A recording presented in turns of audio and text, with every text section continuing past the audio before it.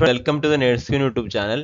അപ്പോൾ നമുക്കിവിടെ ഒരു പ്രധാനപ്പെട്ട ഒരു വേക്കൻസിയാണ് ബോർഡർ സെക്യൂരിറ്റി ഫോഴ്സിൽ സ്റ്റാഫ് നേഴ്സ് ആയിട്ടുള്ള വേക്കൻസിയാണ്.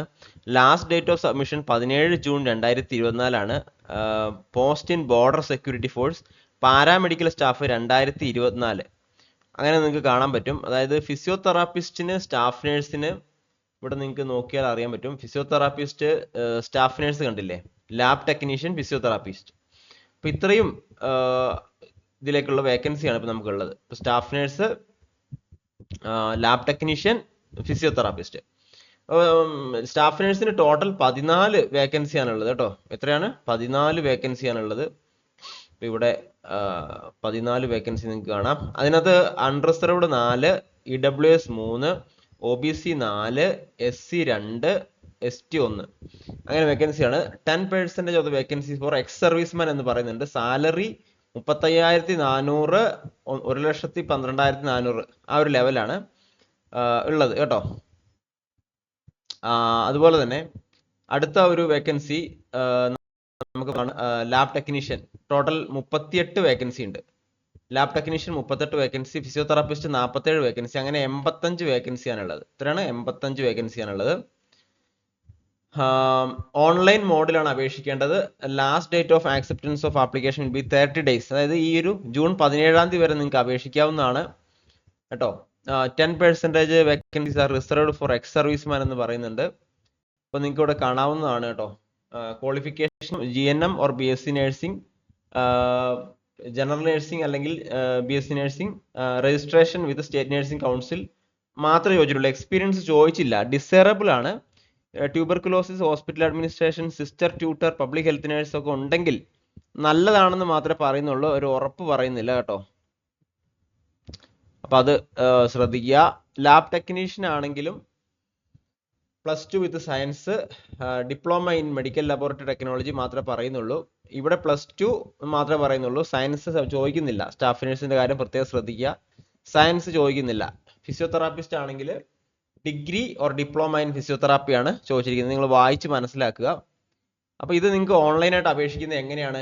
ഏജ് ലിമിറ്റ് സ്റ്റാഫ് നേഴ്സ് 21 തൊട്ട് 30 വയസ്സ് വരെയാണ് ഏജ് ലിമിറ്റ് വരുന്നത്. ലാബ് ടെക്നീഷ്യൻ 18 തൊട്ട് 25 വരെയാണ്. ഫിസിയോതെറാപ്പിസ്റ്റ് 20 തൊട്ട് 27 വരെയാണ് ഏജ് ലിമിറ്റ് പറയുന്നത്. അപ്പോൾ മറ്റുള്ള, അതായത് പിന്നെ സെക്യൂരിറ്റി, നമ്മളിപ്പോൾ സോൾജർ ആയിട്ട് വർക്ക് ചെയ്യുന്നവർക്ക്, ഓൾറെഡി വർക്ക് ചെയ്യുന്നവർ റിലാക്സേഷൻ ഉണ്ട്. ST ക്ക് റിലാക്സേഷൻ ഉണ്ട്. Unreserved other backward classes OBC ക്ക് റിലാക്സേഷൻ ഉണ്ട്. അതുപോലെ BSF candidates, already BSF who have rendered not less than 3 years എന്ന് പറയുന്നവർക്ക് ഏജ് വേക്കൻസി ഉണ്ട് കേട്ടോ.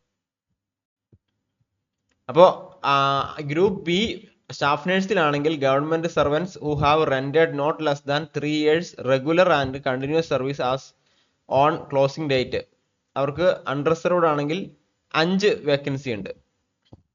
5 വേക്കൻസി. OBC 8 വർഷം, SC ST 10 വർഷം, അങ്ങനെ വേക്കൻസികളുണ്ട്.